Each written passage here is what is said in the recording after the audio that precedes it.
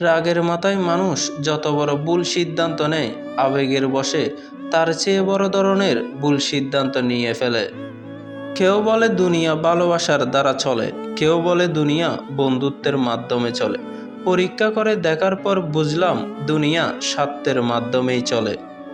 আগেরকার দিনে মানুষ মিথ্যা থেকে দূরে থাকত পাপ হবে বলে, আর এখন মানুষ মিথ্যা বলে লাভের জন্য।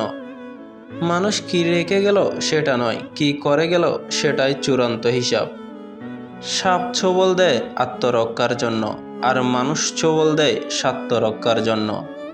বেশি টাকা উপার্জন করাটা গর্বের বিষয় নয়, সৎপথে উপার্জন করাটাই গর্বের বিষয়।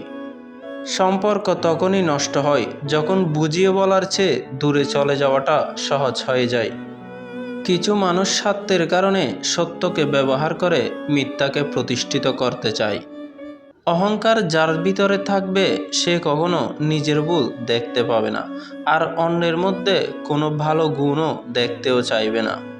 চোখের জল যাদের মন গলাতে পারে না, আপনার মৃত্যুতেও তাদের কিছু যায় আসবে না।